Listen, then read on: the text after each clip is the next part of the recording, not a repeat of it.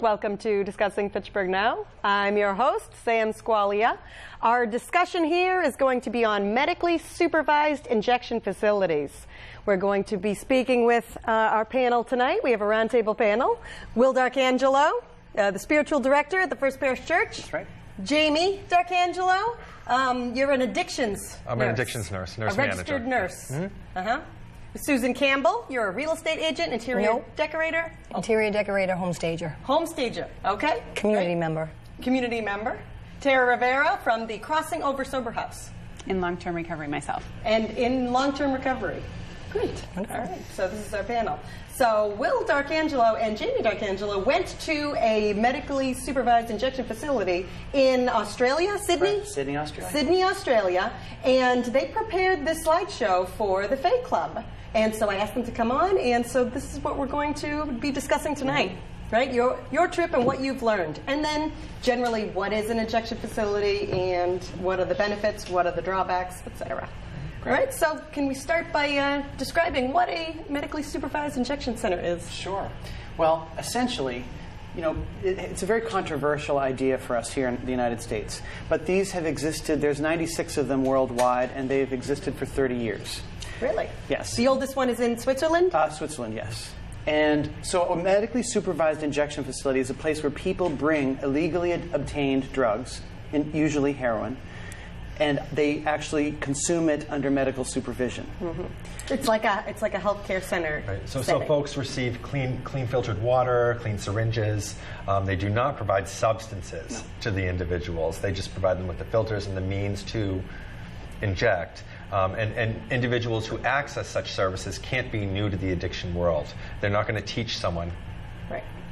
Someone like, I'd like to start doing drugs. Yeah, please teach me how to do it. That's not how this works. No. Yep. So primarily the purpose of these is to reduce health care costs because it's very expensive to pick up somebody who's having an overdose and put them in ICU. Mm-hmm. When somebody overdoses in a facility like this, it usually only requires oxygen, because at first it's a respiratory problem. Mm-hmm. Eventually it becomes a systemic problem, and that's what requires longer hospital stays. Also, by providing them with clean needles, it also reduces the incidence of HIV among the injecting population from 17% to 1%. Yeah, United States of America, in the United States, injectable drug users, there's a rate of HIV of 17%. But when you go to Australia, where they have the secure injection facility, the rate it's 1%. Mm-hmm. So it really improves the public health. Hepatitis C is also really reduced by it as well. So what happens when people use these facilities is they first have a brief intake, then they go into the actual consumption room. An intake with a nurse, with a medical personnel. Mm-hmm. Yeah, these are medically supervised facilities. They have a doctor, they have nurse facilities. So they first have an intake. The first time they go in, it's a little bit more involved. But after that, it's just a few minutes. Then they go into the second room, which the photos that we have later will show, and they actually consume it within view of a nurse's station. And then while they are comfortable, and that's the point, that's primarily from my perspective, that's the point where services are best able to be applied to them because they are comfortable for the first time. Because when someone is addicted to heroin, that moment of when they have consumed is the only time that they're functioning throughout their entire day. It's the only time that you have access to them for any other health care problems that they're going through. And also, that's the moment where they're most willing to get help. Because at that point, they're not trying to get drugs. They're not trying to they're get not, it. They're actually They're not trying to feed their addiction. Right, they're not sick anymore. And so at that point in time, you know, one can look at the abscess and see if it needs to be drained. They can tend to different various illnesses that people get that they don't take care of. You know, when people come into my detox, they're usually in pretty rough shape. And oftentimes an abscess has gone so long that it goes septic and they go systemic and end up having a hospital stay before they can even come to detox. And that's expensive. Very expensive. When you get to that point. And it's entirely on the taxpayer at that point. Right. So then after they've consumed, they go into a third space where they get access to medical care. They can just sit and have a cup of coffee. They can create art, and they can, more importantly, have access to services right when you really want to be around them. Mm-hmm. Now, I want to preface the rest of this conversation by saying, Jamie and I are not here saying we need a medically supervised injection facility in Fitchburg. We're actually here saying this conversation is coming to Fitchburg. Mm-hmm. The Commonwealth of Massachusetts is putting They this already forward. are considering They are this. talking about New York this. is considering it. And we are going to be faced with A the number of question of states. whether or not we want or need one here. And so I'm not coming from the perspective of Fitchburg must have one. I'm coming here from the perspective, and so is Jamie, that we're doing a show and tell for our community. We feel it's our job, it's all of our jobs as community members to make sure that we are the most informed possible on every subject that is going to be in front of us. This is a big one. And when we were faced with the beginning of the methadone clinic, we may not have been as informed as we'd like to be. We're certainly a lot smarter afterward. And that has worked for some people, but it doesn't work for all of them. And there are a number of reasons why that we don't even need to get into for this discussion. Rather than this discussion just springing up on us when someone's proposing it in our neighborhood, we can discuss it and learn we can about be it. prepared to have the discussion. And more importantly, we can decide, is Fitchburg the best place for it? If it isn't, where do we think it should go? And we can get together with other communities and be advocates for where it really should go, whatever that means. What they did in Australia was they found the epicenter where most of the overdoses occurred, and they kind of put a red dot everywhere there was, and then they put the clinic right in the middle of the epicenter of the government required them to place the facility within 300 meters of the epicenter of all the overdose pickups by ambulances. Now that data is actually hard to come by here because of all sorts of rules, and we're going to have to find our way to see what Fitchburg's map actually would be like. Do we collect that kind of data? Well, I spoke with Phil Jordan at the fire department recently, and that data specifically regarding heroin overdose is difficult to come by because when ambulances pick someone up, there are two different categories of call. And overdoses fall into one category, but not everything in that category. And that's the public data that's available, is that whole category. So how to sift through that and figure out, well, what would be our red dot map? If Fitchburg were to have one, where is the place that it would go? Because I know that's a question that all of us would want to know. Speaking of that, hey, Mike, can you skip together some of these slides? These slides aren't moving. So these are different names of different kinds of sites that they have here. Supervised injection sites, supervised injection facilities, safe injection sites, fixed rooms. They also call them, in a derogatory way, shooting galleries. Shooting galleries. Yes, you'll hear that referred to. Safer injection facilities, drug consumption facilities, or in the case of the Sydney facility, medically supervised injection facility. Yeah, like a drug consumption facility, because the one in Switzerland that I was watching on the Russell Brand documentary, they have like a smoking room and an injection room. Oh, really? Yeah. Oh, wow. That's so I don't know what they were smoking, but probably crystal meth. I think it was heroin type. It could have been heroin. It could have been crystal meth. Let's skip ahead. Okay, so they're legally sanctioned, medically supervised facilities designed to reduce nuisance from public drug use and provide a hygienic and stress-free environment in which individuals are able to consume illicit recreational drugs intravenously. Continue. Mike? There you go. They're part of a harm reduction approach towards drug problems. The facilities provide sterile injection equipment, information about drugs, and basic health care, treatment, referrals, and access to medical staff. Some offer counseling, hygienic, and other services of use to itinerant and impoverished individuals. Go ahead to the next slide. Most programs prohibit the sale or purchase of recreational drugs. Many require identification cards. Some restrict access to local residents and apply other admission criteria, such as only allowing injection drug users, but generally in Europe, they do not exclude addicts who consume by other means, just like what you were just saying. Yeah, like the smoking room. Right. Yeah. So, this is basically a public health concern. And also, these facilities are actually paid for, not by tax dollars, but they're paid for by the proceeds from crime confiscations. Crime confiscations? Oh, really? Right. Now, let's stay on this slide here for a minute. It says many different viewpoints because my friend Susan here, and I know that and our other guest here, we have opinions about how these things are. Susan, if you don't mind my asking the question here to direct, but Susan and I have spent a lot of time talking about this issue. And I don't know that we're on opposite sides, but why don't you tell your own feelings? Well, certainly in theory, there are a lot of things that I feel are wonderful for a community. But I'm also of the mindset that if any one particular thing solves one problem and creates many more, then we have an issue.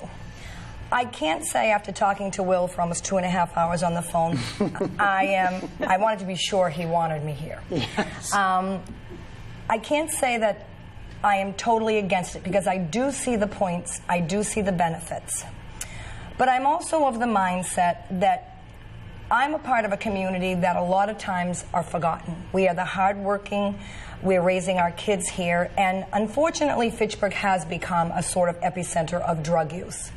And perhaps there is nothing that can change that. However, looking back at the history, I am of the mindset that the more cheese you bring in, the more mice will come. And the methadone clinic is a perfect example.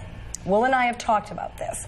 That was originally supposed to help the area. Well, they're busing them in from Framingham, from Worcester. So now, because you have all these drug addicts that are being brought to this area, and they're going there and they're getting their methadone, but they're also going home and using their drugs. Now more of the drug dealers are coming because they know they can find them here. So, you know, it's a very complex, there's nobody I know that hasn't been touched by drug addiction, and we all want to find a solution. Throughout the country. But we've got to find a solution that's going to be fair for everyone. And if you become, it's like a diet. If you have too much of one thing or you cater too much to one thing, you now are out of sync and out of balance.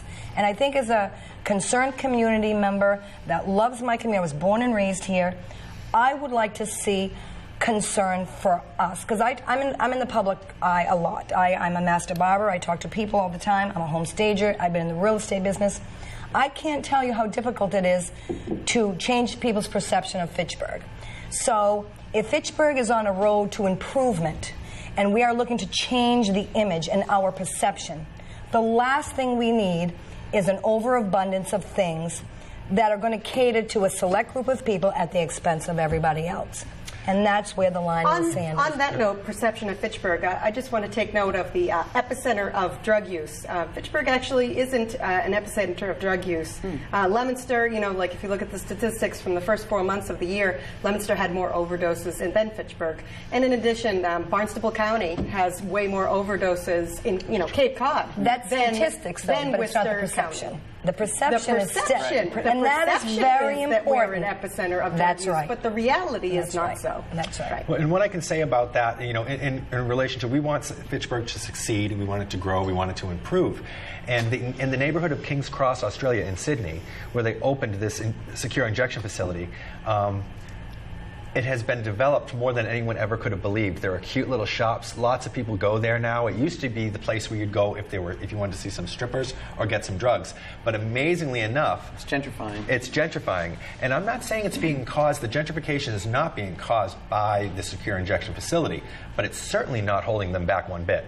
It's amazing what they've done with the Well, with it's the sort of over the like past few it's years. sort of like, you know, I guess where the line is, and you think of it, it's sort of like, okay, you know your teenager is going to drink.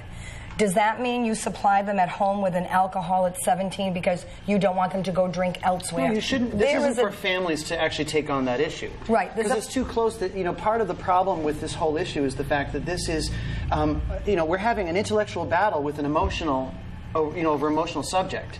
And so you're just, you know, throwing arrows and buckets of water at each other and having no effect whatsoever. It's because the truth of it is that we're looking at how we style our social services. You know, what parameters do we expect from a social service? What outcomes do we expect? We know that that when we design the welfare system, there are two things going on in our mind. One, we wanted to help people, and so we have a compassionate nature. The other is what people want to craft in order to get votes. Those two realities do not mix well in order to create something that actually empowers an individual. Supporting an injection facility is certainly a politically dangerous idea. And helping and enabling are two different things. It's absolutely right. And so let's use the example of methadone clinics versus secure injection facilities regarding this issue. They don't have to work in opposition, but we can compare them for this example.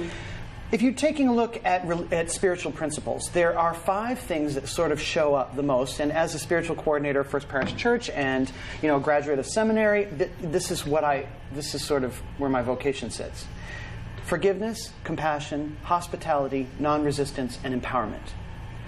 Now that's kind of what emerges from Christianity, but it also shows up in lots of other places. So let's just sort of focus on that as sort of like a spiritual idea about how to approach different obstacles in life.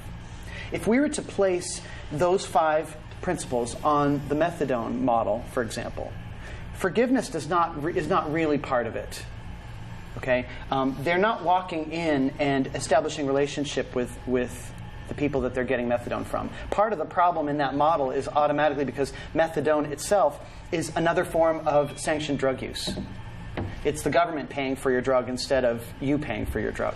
So it's happening under regulations and everything, but it doesn't. But that methadone clinic does better when there are more people using it. And that's not a model for success. And really, the other thing about the methadone clinic that's a little bit different, my mom was on the methadone clinic for many years, so on Saturday mornings, I would take a ride in the car with Mom. She'd stop at the clinic, she'd get her dose, and then we'd go to a local diner for her to wait till she didn't feel sick anymore. Okay, and so people are getting a dose and they're walking out the door, going wherever they need to. However, with the secure injection facility, they're actually in-house while they're riding out their high. And they're able to sit and talk to some people. That's when there is case management, and a lot more services can actually be provided to the person without judgment. So so forgiveness, compassion, hospitality, non-resistance, empowerment. Empowerment is the one that we need the most of in our social services. We all know examples of where people go on welfare because they have more kids because they'll get a bigger check. And as much as that is anecdotally heartbreaking, it is really a reality that our social systems are designed to keep people on them rather than help them not just get off of them, but to actually make themselves into a contributing member of society that they might actually like about themselves. Part of the problem of methadone clinics is that it does not provide any empowerment. It doesn't actually provide hospitality. Because there's a financial incentive for them to not wean themselves off of it. Now, a supervised injecting But doesn't that facility, doesn't the safe facility, in a way, do the same thing? If you are providing somebody with a problem a safe place to go and shoot up, their whole mindset now becomes, this is great.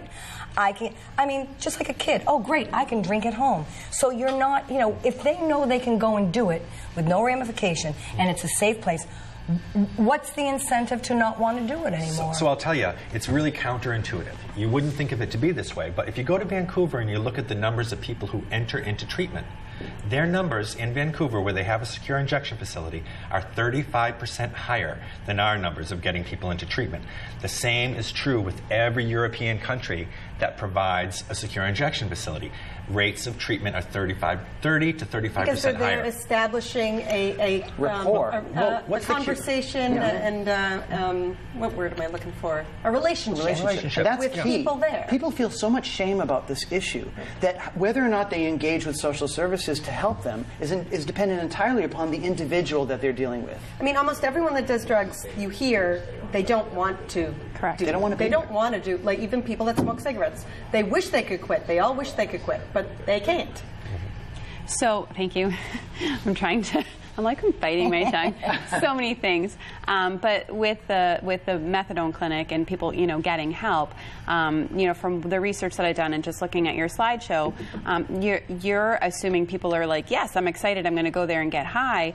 People aren't excited to get high. Once you're in that disease of addiction, it's a job, and it's tiresome, and they're frustrated, and they don't want to be stuck in this disease and this cycle anymore. So those people that are stuck in their active addiction now have a place where they can they've used, so that tension has been alleviated, and now they're actually open to building that relationship, hearing about different treatment options, and then hopefully starting that road to, recovery themselves, which is a piece that's missing, with methadone clinics, et cetera. At the clinics, it's more, they do have a component where they are supposed to be doing groups and participating in those types of things. So they are getting help on, that aspect, but it's not, do you want to stop, and what are the next steps, and that sort of thing. So, will there be a requirement if you're going to go into this injection facility? What is the requirement going to be in order to be here and in order to have a safe place to do your drugs? You're going to be required to do certain things. I raised a child who has become a heroin addict. Her mother was a heroin addict. I have firsthand experience for a lifetime of what I've been through and what the cycle was. The little girl that I raised did not have to become an addict. She was in a loving home. We had her in Job Corps. It was wonderful. And she was shooting up 4 and 5 times a day. And her mother perpetuated that. They could do it together. It was like almost, wow, let's go. And so I'm curious as to, okay, you have this facility, you're going to have you know, these people that are going to come, how many times are they going to be coming? And the one thing that keeps coming back to me is, okay, this is a safe place for them to do their drugs. But it's been explained to me that they bring their own drugs. Who's to say they're not going to overdose in this facility? Who's to say the drugs they're going to bring in isn't laced with fentanyl? Who's to say, who's to say? Because you're never going to control that. And then when they come to the facility and go home and with their friends, and it's all their buddies or their boyfriend, they're going to shoot up again because it's convenient, and now they can't get to the facility. There is a huge concern and a huge drawback, and I'm not so sure that all the answers are Jamie has comfortable. What was the? I lost my train. And every Sorry. country is different. So. Testing of drugs. And so in regard to overdoses, okay, so the facility in King's Cross, Australia, had over 5,000 overdoses. Okay. In their facility. In their facility. In the facility. In the facility. Okay. And in Vancouver, they've had over 10,000 overdoses in their facility. Neither of them have had any deaths. One single death. So They're afraid that fentanyl is in their drugs. They're afraid of what it is laced with, and that's the reason why they want to be there, because they're powerless against using it. And so they're buying it, but they have no way of knowing what's in it. They have no way what's going to happen. I also heard that they test it in some facilities. Some facilities do provide testing. The one in Australia didn't. So you've had these 10,000 overdoses. How, and I get it, they're overdosing there instead of in someone's whatever. Behind a dumpster. So, exactly, and that's better for them. And better for us. Better for me, too, because I don't want to see it. I don't want the needle being thrown in my backyard if someone's scooting down behind the wall to get high, or in the park. I just did a neighborhood cleanup at the park close to my house, and I found a few, and I did find needles and syringes there, and it was just like, I would rather them be in a sharps container. We have police, they go to the hospital, they go to the emergency room. How are they going to get there? No, I mean, realistically. Right now, when they're overdosing on the street or in the Hannaford bathroom. No. If we have this injection facility, and again, I want to make it very clear, I'm against having it in Fitchburg. Maybe it could be put somewhere where it's, I mean, we're carrying a heavy load here in Fitchburg. I think other communities need to step up to the plate. Lunenburg, Westminster, Ashburnham. So you're not necessarily against the idea of a supervised injection facility? I'm trying very hard to think unemotionally about it, but I'm a very passionate person about my beliefs, and to me, there's a fine line between, doing something. I don't think it's going to cure anything. I don't think it's going to make the problem better, but I think it will help contain the problem. Yep. But there are so many questions. How are these people going to get there? If you've got somebody, let's just say this injection facility is in Sterling, just for argument's sake, and you have addicts in Fitchburg. How are they going to get there 4 times a day to shoot up? How are they going to get there? And who's going to pay for that transportation? So you put them actually where these overdoses are already occurring. So you're actually providing it for them right where they already are. But if you put them here, more addicts are going to come. It's not the same. It's not the same model as the methadone clinic. That's a different thing where they have to show up at a specific time, and they structure. The Mass Health pays for taxi rides and everything to allow them to get there. This doesn't operate that way or based on that need. But if you're going to bring in a facility that is going to service heroin addicts or crystal meth addicts or whatever the case, you are going to attract addicts who want to come here to do their thing safely. And when you do that, now all the drug dealers say, "Ooh, wow, they've got, In other words, you're inviting all of these, so it's a wonderful market for the drug dealers. That's a real concern. And actually, it's a very big concern. It is a real concern. There's nothing to prove it out. But neighborhoods that well, have it's common sense, I think. Neighborhoods that have secure injection facilities, crime rates plummet. They actually go down. People are not going to be having their dealers meet them around the secure injection facility, because then the injection facility will be shuttered. It will be closed. Here's the other part. But they still have to get the drug. So what are they saying to the dealer? Because they have to supply their own heroin. So they're still getting that drug. So what are they saying? Meet me at the injection facility? No. They're meeting their dealer in the back alleys to get their drugs, and then they say, "Oh, okay, now I'm going to take it to the Aren't they already doing that, though? Yeah, here's the only statistic that we really have, okay, that we can lay out right now. Still going to make way for the dealers. After 15 years, this facility in King's Cross, Sydney, Australia, the approval rating by the neighborhood has steadily gone up over 15 years and is now at 70%. Also, we spoke with store owners. In fact, we sat at a really lovely sidewalk cafe 3 doors down from the place.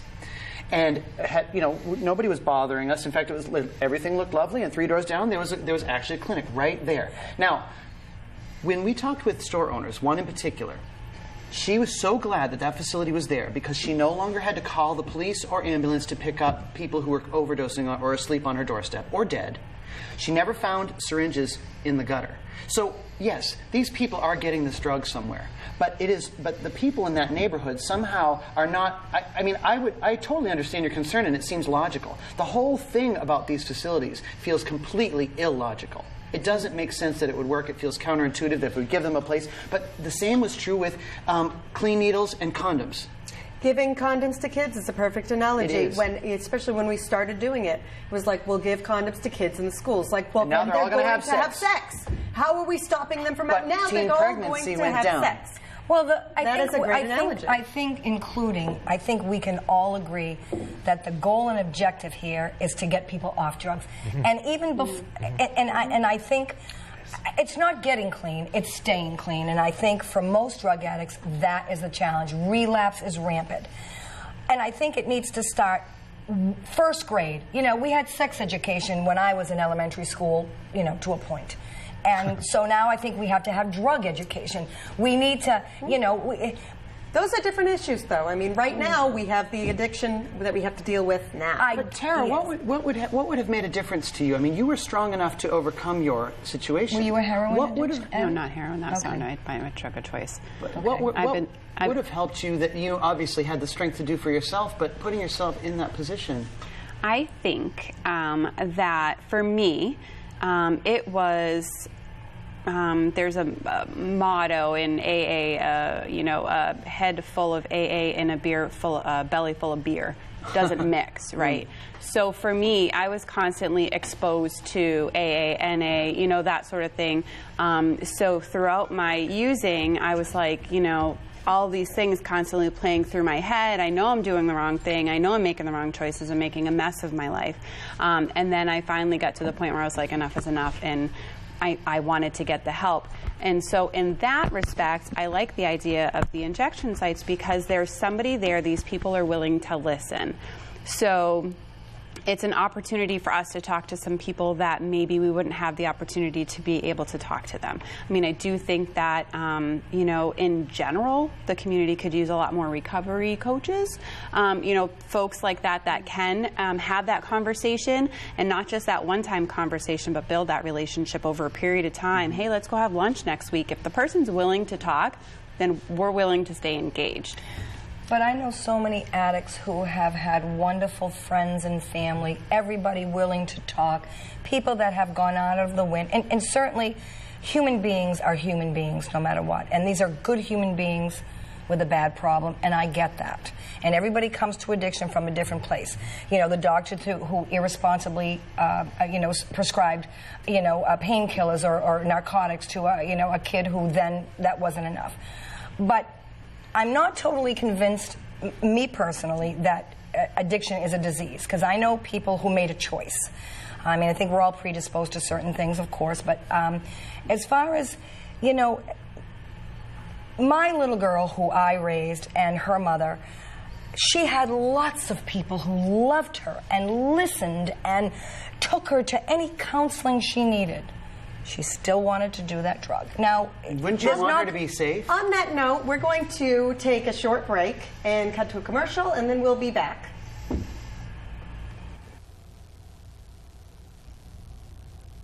Hi, Sam Squally here with Kenesha Coy and Christina Gonzalez of the My Care Initiative. Woohoo! Yeah. Hello, everyone. Thanks for coming. Thank you for having us. All right. Seriously. So we are here today to talk about National Night Out. Woohoo! National Night Out in Fitchburg.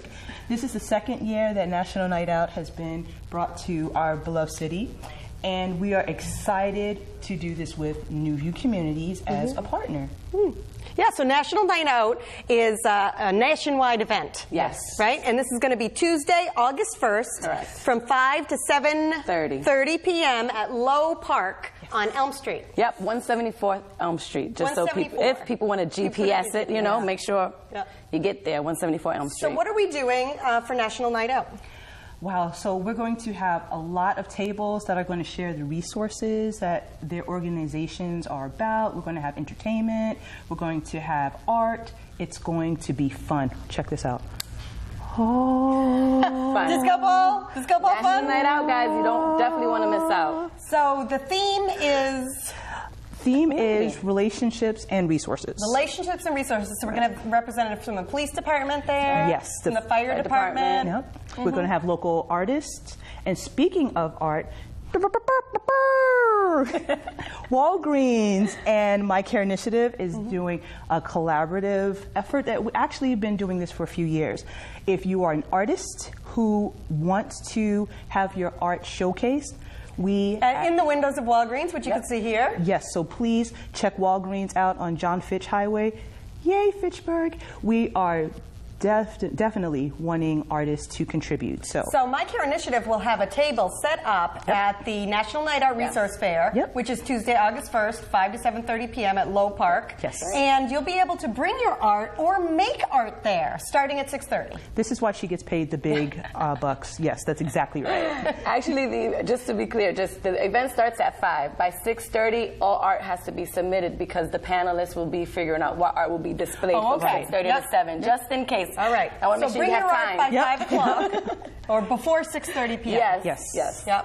And we really want anyone who is an artist who wants to contribute to the theme of relationships and resources and how does this make us a happier community. Please feel free to join us. Yeah. And this is a national event. It is a national event. The art is a Fitchburg event. Yeah. Go Fitchburg. Yes. And if you missed out on last year's event, believe me, you don't want to miss out on this event.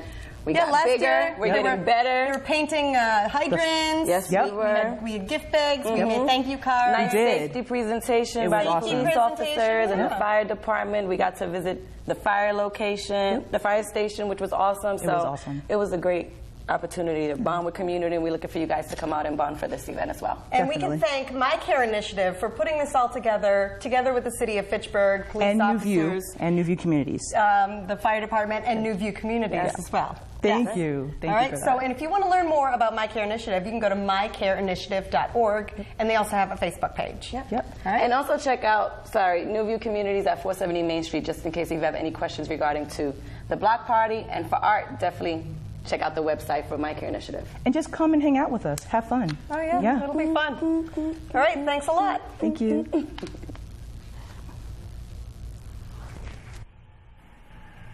Welcome back to Discussing Fitchburg Now. We are discussing medically supervised injection facilities with our roundtable of guests. And so we're going to talk about some facts. The facts of the medical injection facility. Can we cut that to the screen? All right. So these are some of the more important facts. The first facility opened in Switzerland in '86. So we have a long track record of studies about how these work worldwide because there are 96 of them at the moment. Although now in the U.S. we are looking at a few opening actually, as some states, not Vancouver. New York, Massachusetts. Seattle is Seattle. looking at opening one. So we have a long track record of how these work. In 2015, there were 33,000 overdose deaths in the U.S., more than gun homicides or fatal car accidents.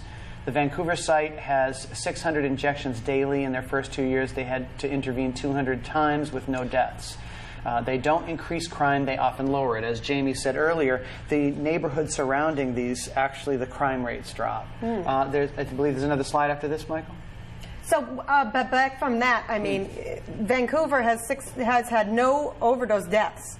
Right. So, and we've had 33,000. Right. I mean, theoretically, we could cut our overdose deaths to very, very small amounts. And how many people could become productive members of our community if we actually kept them alive long enough and strengthened them and empowered them in the process? Tara was talking about that we really need, addiction coaches. That's the element that's missing in our current social system regarding addiction because recovery coaches. Recovery coaches. The problem ends up being that we're just saying, okay, you're not allowed to use. Now that you're not using, our work is done here. And that's only the beginning of our work. Yep. Okay, sorry. On the So next countries slide, in Europe who host these facilities show a 35% higher rate of addicts getting into treatment than non-hosting countries. Excuse the use of the word addict there, actually. Sydney facilities paid for from the proceeds of crime confiscations, not tax dollars. It's cheaper to give someone oxygen than hospitalize them, as we talked about earlier. The evidence is conclusive that they reduce HIV and hepatitis transmission risks. prevent overdose deaths, reduce public injections, reduce discarded syringes, and increase the number of people who enter drug treatment. So like you had said, it's about harm reduction.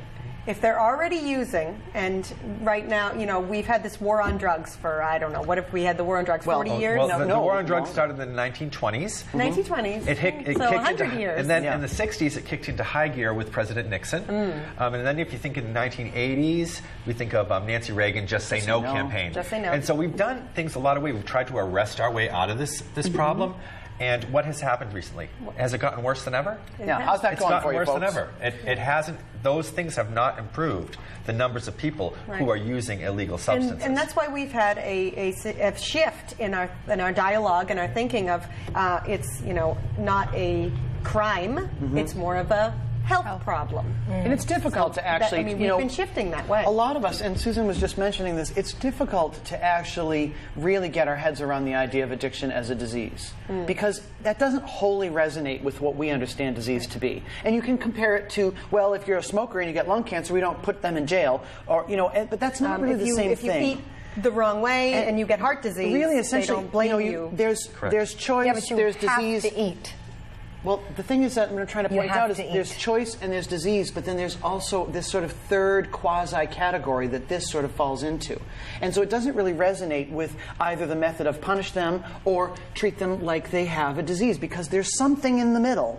And it invariably falls to how they're feeling about themselves and how they are how they perceive themselves through the world around them and what options they feel they have. If somebody has a list and there's two options, hunger, theft, we know what they're going to choose. But if we increase their list of options, if you add college education to that, suddenly hunger and theft isn't even part of the list anymore. When you're letting somebody into these facilities and you're giving them an opportunity to use while they're keeping themselves safe, they're trusting you. And when it's time for them to get help, you know exactly who they're going to turn to. And where, and then all the things that they need are right there. I want to stop and show this slide for a second, actually. Can you pull this slide up on the screen?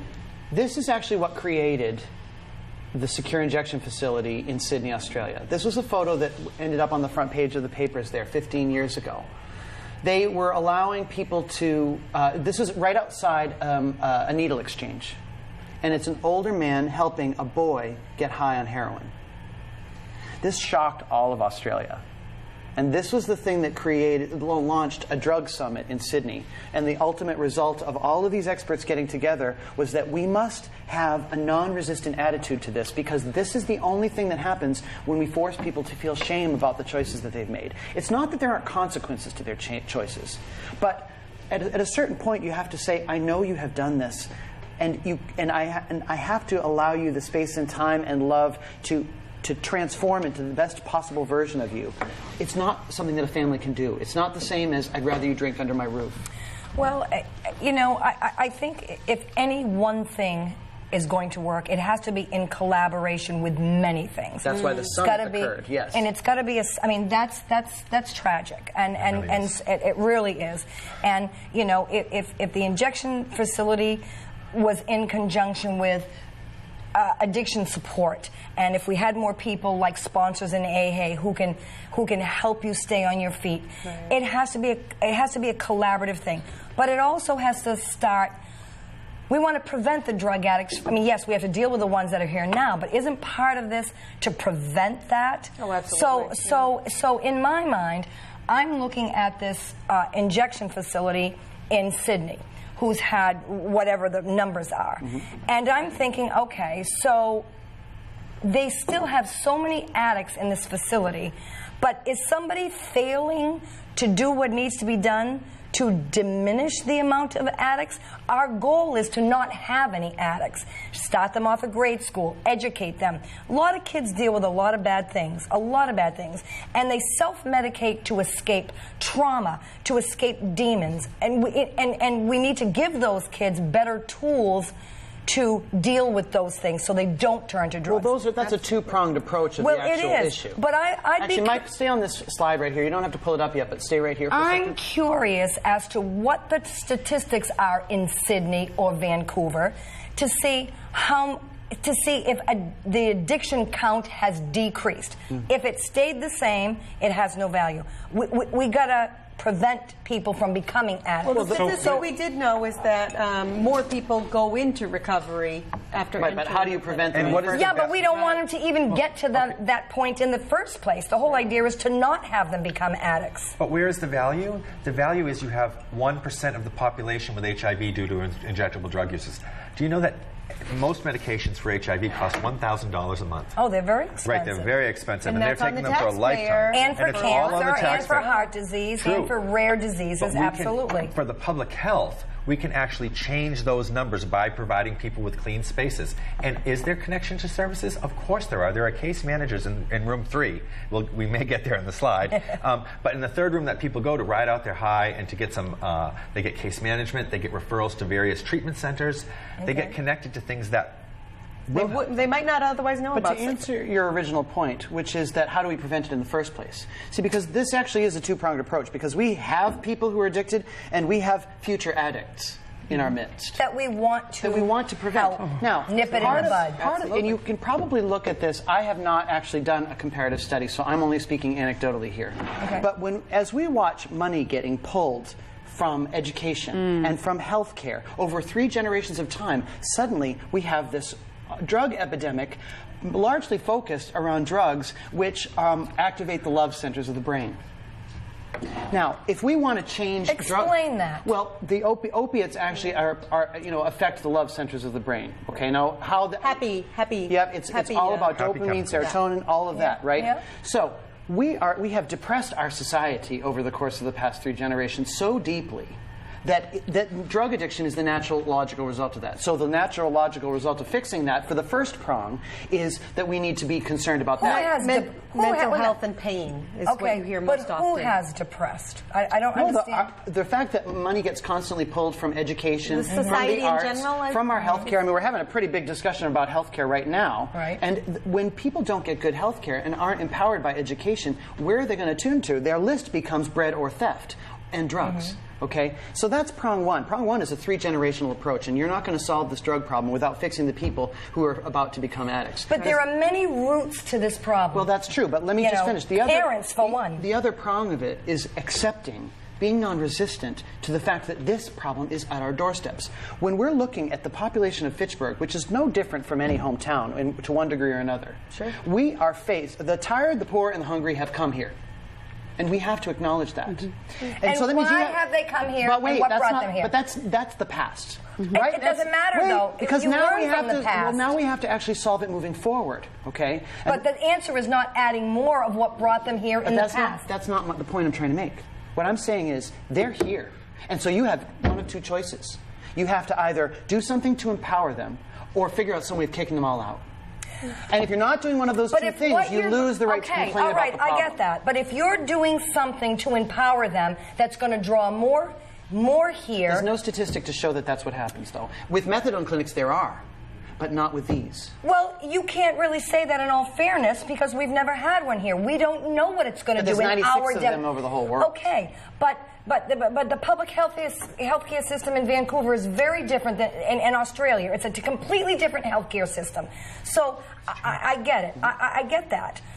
And what works somewhere, it's like parenting. What works for one parent doesn't necessarily work for another parent. We'll come up with our own American model. I'm sure that's going to be the case. I'm just going to pause you for a minute. I think that we should go through the slides and have a visual tour of what an example of an injection facility looks like. All right? So here we are. This is the front when people walk in. It is. This was 3 doors down from that cafe that Jamie and I had. And actually, when we got off, this is directly across from the subway. So we had to figure out where the secure injection facility was. Because there's no signage. Right. We came up the stairs from the subway, and we were looking directly at that building. You can actually see the reflection in the mirror, in the glass there, where it says that's the name of the subway stop. I didn't know that it was there. We looked and looked, and then we ended up walking back to find number 66 later on. Refugees are welcome here. Is that a different? That's a different upstairs. That's a different upstairs. Okay. So this is the entry, and when they first go in, past that frosted glass there, they have their intakes. This is just when they're entering zone 2. So after they've had their intake, they walk inside, and you can sort of see the edges of the little booths there, and automatically they start getting bombarded with information. These are the individual injecting booths, and to the left you can see the edge of the nurse's station. In Sydney, Australia, it's unique that most facilities worldwide have, just pause that right there for a second, Mike. Most facilities worldwide have single booths, but in Australia, heroin is 10 times as much as it is here. 10 times the cost. 10 times the cost because of where their isolation. We pay in the United States, especially in this area, it's about $5 a hit, less than a 6-pack of beer. In Australia, it's $50 a hit. Wow. So they allow them to actually share the drugs that they have brought in Australia, but that's the only one in the world where that happens. So here's the, well, they're not selling it to each other. They're allowed to do it in partnership. It helps keep them safe and also reduces crime by doing that. So this nurse's station here that we were just looking at, that's in full view. You can see that bucket there for used spoons. Let's continue. What is used? Oh, used spoons. Used the spoons. Cooker, where they're cooker. So there's needles, filters, right there. Sterile water, because they'll often use dirty water and they'll share dirty water. Well, and you'd be surprised at how dirty tap water is. And endocarditis is a serious risk. If you're shooting dirty water into your system, a lot of people get a heart infection called endocarditis, and the amount of money it costs us to treat the endocarditis is far more than it would be to prevent it on the outset. So here's a booth there, and there's the Sharps container, and you can see there's a poster regarding overdose, information on the left about Narcan and naloxone. This is another view of the 2 seats. Easily there. cleaned. A place they're not throwing their needles on the ground in the park. This is the nurse who gave us the tour, and overdose is first a respiratory problem, and you can see the chair where they bring them to sit down when they're having an overdose. And once they get through the respiratory problem, then they survive, and there's no cost and the compassion. I mean, like, even if you're looking at this from a compassionate point, this is kind of a no-brainer. If you're looking at it from a cost point, it's a no-brainer either. From a cost point, absolutely. This is the third zone. This is where they ride out their high, they get connected to services and education, or simply have a cup of coffee like a human being. The fact that they're treated like a human being is the most important component to this entire process. And one of the more fascinating things, if you skip ahead, there is this. While they're in this third zone, the people who have just consumed actually create artwork. And they do exhibits so they of have it, volunteers and they or sell some the other work. organization They sell to the come work, in and they give it back to the people. And I can tell you, as an artist, the idea of having a piece of art sell is about as empowering a moment as I've ever had. So the addicts create the artwork, and then they sell it? And then, yep. Do they keep the money? Yep. The addict keeps... To go buy more drugs. Referring to them as addicts is actually very demeaning, and I'm sure we're going to get flack for it. So what's the proper? What would be the proper? If they're not addicts, what should we call them? I mean, we can refer to them people as with substance abuse disorder. Yeah, substance abuse. And it is use challenging. Disorder is technically the politically correct term. Substance use disorder.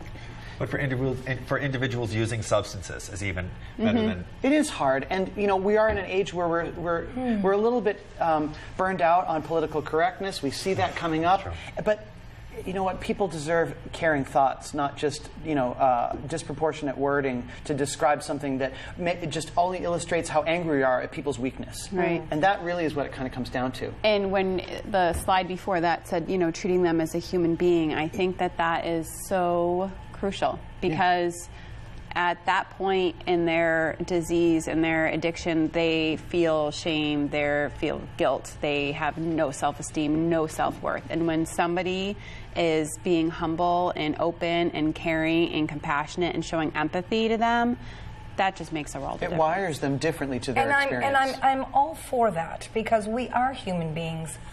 I guess, again, I keep coming back to this, like, it's almost like we're sanctioning and, we're giving them this, Marriott to go and do what they have to do. And so I struggle. One side of me is pulling one way, one side of me is pulling the other way. But compassion, yes. We're all human beings. We all deserve that compassion. But I guess, does this perpetuate a problem, or does this, I know it cures some issues. I don't see new users because of this facility. I don't see people saying, "Oh, I have this safe place to go do drugs. I'm gonna try heroin." Might as well start now, yeah. Well, and you're probably right, but also too, when you think of all the other things that plague society, the alcoholic. Do we let everyone come and drink at the pub so they have a nice place to pass out without, you know, having to go to the emergency room. Prostitutes, you know, do we create a nice Well, we do little... cater to alcoholism in our Well, society. better. we do, but we don't provide a facility for people to drink and be babysat so that they don't pass out. So Well, that actually, a bar does bar is a that. facility. well, I know. I owned a bar for They a are long babysat. time. Trust me. But somebody that suffers from alcoholism doesn't have the health implications that someone that suffers from a heroin addiction. Although Or the alcohol stigma. addiction is actually alcohol is more addicting than heroin. Right. Working Or in more detox. death-defying. And there are probably more alcoholics than there are heroin Individuals addicts. withdrawing from heroin feel like they want to die. Okay, so... Individuals withdrawing from alcohol Can die. die. Right. Right. That's what I'm trying to say. Yeah.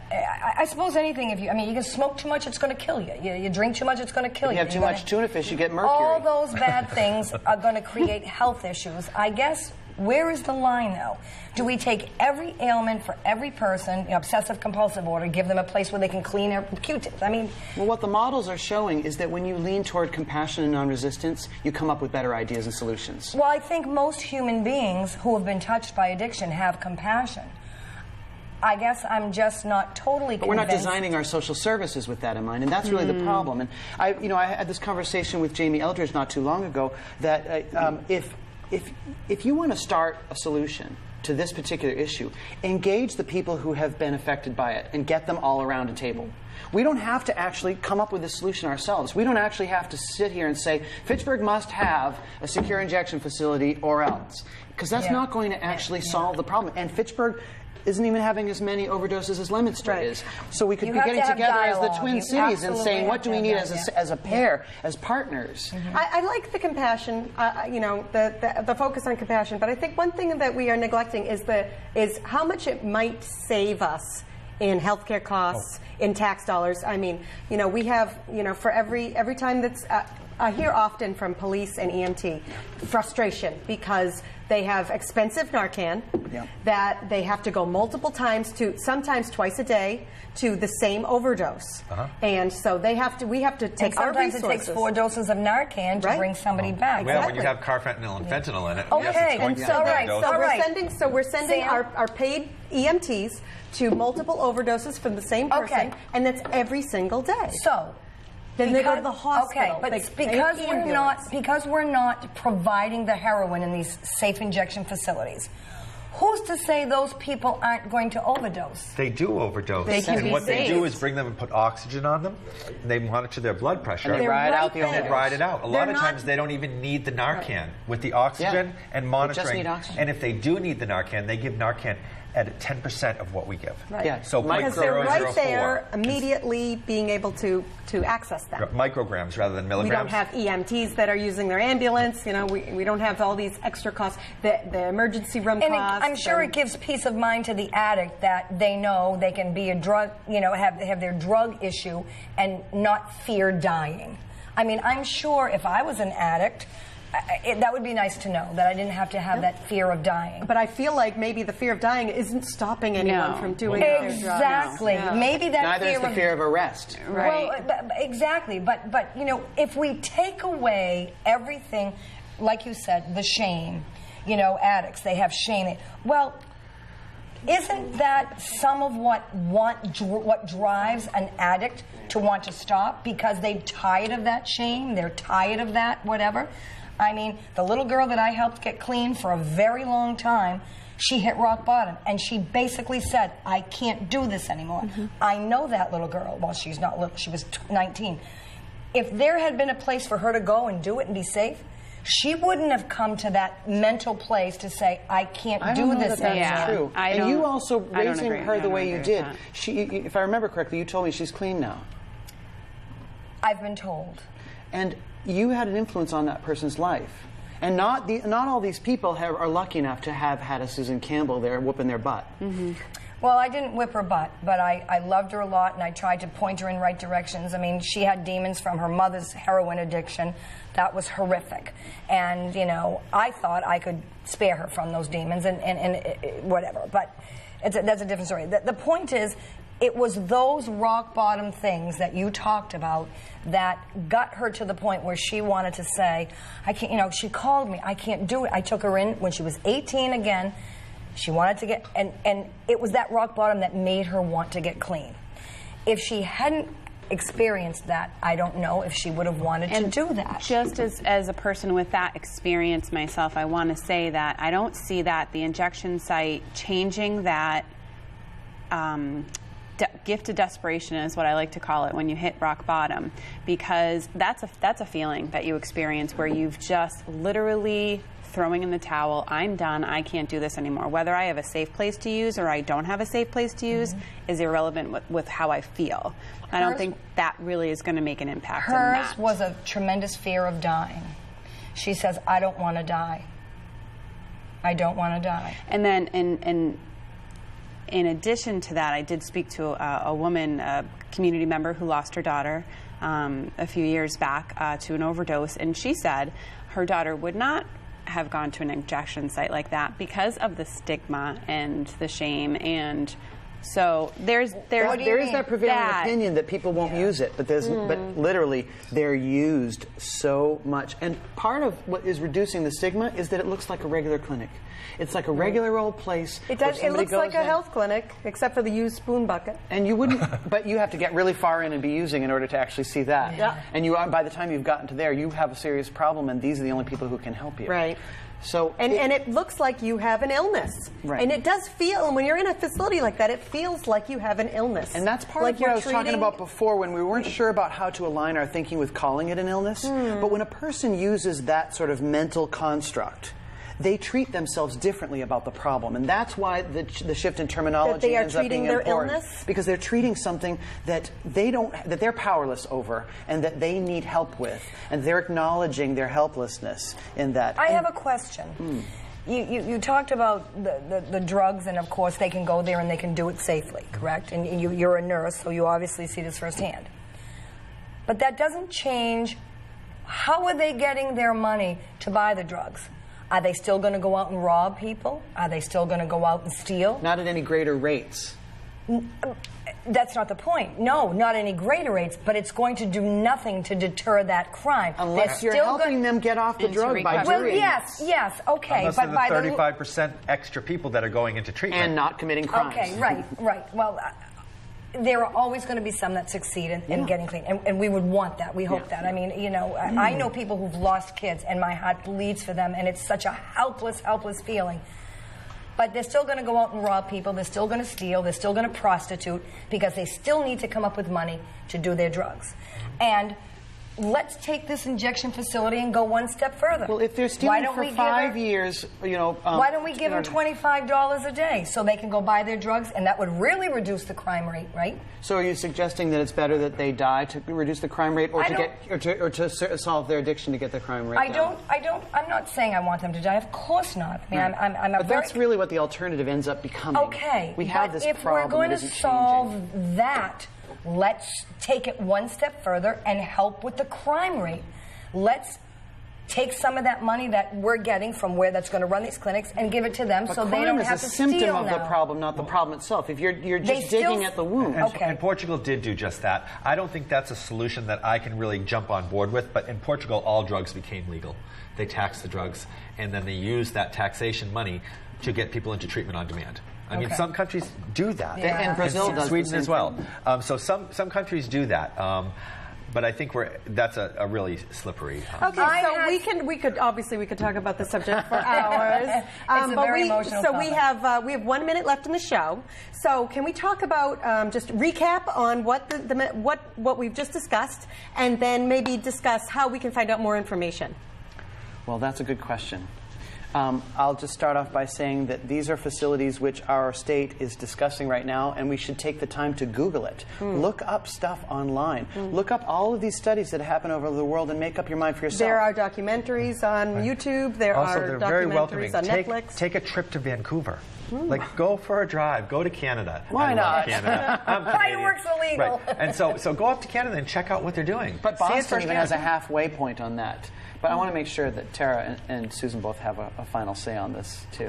Well, I just think that it's important that people educate themselves. I really have to say that, we all are emotional about the topic because I think everybody knows somebody or has experienced it themselves.